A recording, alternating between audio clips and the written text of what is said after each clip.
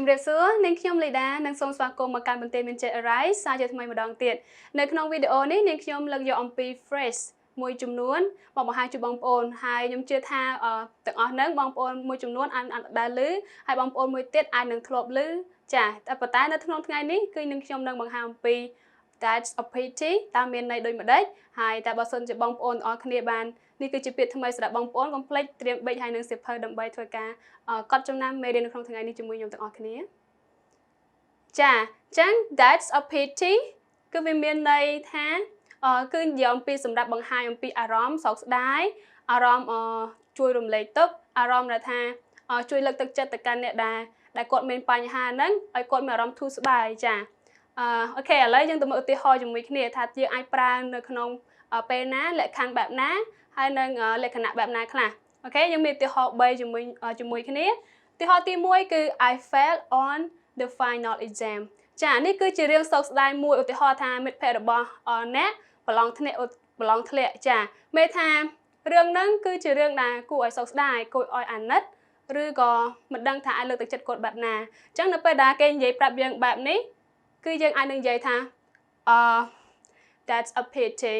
មានន័យថាយើងបង្ហាញការសោកស្ដាយទៅកាន់គាត់ហើយក៏យើងអាចនិយាយទៅកាន់គាត់ថា that's unfortunate អញ្ចឹងកន្លែងនេះគឺមានន័យដូចគ្នាចាប៉ុន្តែកន្លែងវីដេអូនេះគឺខ្ញុំលើកយកតែពី that's a pity មកបង្ហាញជូនបងប្អូនទាំងអស់គ្នាទេអូខេអញ្ចឹងកន្លែងនេះគឺយើងទាំងអស់គ្នាបង្ហាញអំពីអារម្មណ៍សោកស្ដាយចាហើយនឹងចង់លើកទឹកចិត្តទៅកាន់គាត់ថាវាមិនមែនពីកំហុសរបស់អ្នកប៉ុន្តែវាគឺជាអភូតហេតុឬអកុសលណាមួយទេអូខេឧទាហរណ៍ទី2 The accident took my sister's life ចានេះគឺជារឿងដែលរន្ធត់ក៏គួរឲ្យសោកស្ដាយជាខ្លាំងហើយក៏មានទុក្ខសោកនៅក្នុងនោះផងដែរចាអញ្ចឹងយើងអាចនិយាយពាក្យនៅពេលដែលគេនិយាយមកកាន់យើងបែបនេះហើយពេលខ្លះយើងអត់ដឹងនិយាយថាមិនទៅកាន់គាត់ទេមែនអត់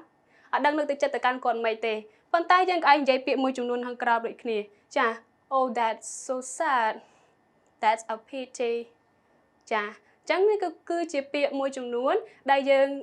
និយាយឬក៏ធ្វើការបង្ហាញពីអារម្មណ៍សោកស្ដាយរបស់យើងទៅកាន់អ្នកដែលបាននិយាយពីរឿងសោកសៅរបស់គាត់មកប្រាប់យើងអូខេ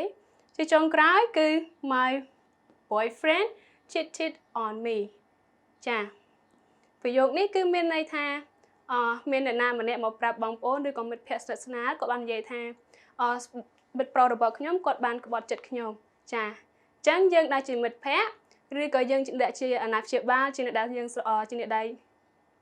ស្រឡាញ់ទៅកាន់គាត់យើងក៏បង្ហាញអារម្មណ៍បែបនេះទៅកាន់គាត់បានដែរអូខេដូចយើងនិយាយថា oh that's a pity ឬក៏ that's a shame អូខេអញ្ចឹងគឺមានន័យលក្ខណៈយើងចង់និយាយថាខ្ញុំក៏ចូលរួមសោកស្ដាយហើយពិតជានឹងគឺជារឿងអកុសលមួយទេអូខេហើយ that a shame កន្លែងនេះគឺបងប្អូនស្គាល់ហើយវាប្រកបដោយអត្ថន័យដែរ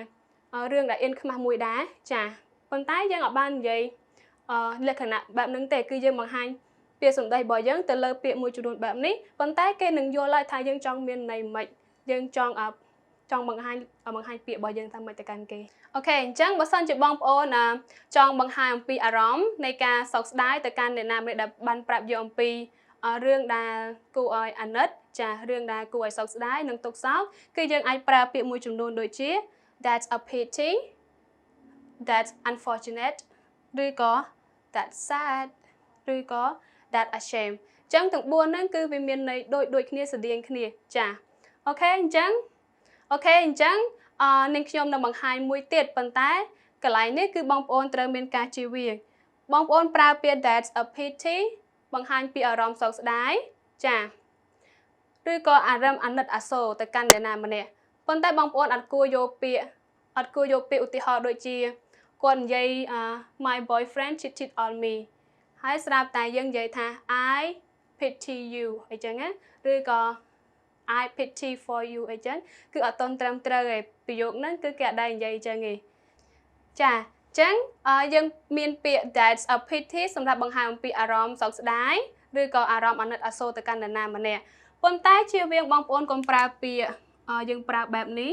ចាឬក៏ feel ជាមួយអញ្ចឹងគឺគេអត់អាចតម្រូវឲ្យបងប្អូនអរគ្នានិយាយបែបហ្នឹងទេ ចាដូចក៏ពិតនៃខ្មែរគឺចង់និយាយថាខ្ញុំអាណិតនាងណាប៉ុន្តែស្ដាប់ទៅវាអត់បញ្ហាទេប៉ុន្តែគេអត់ដែលប្រើពាក្យទាំងអស់ហ្នឹងទេចា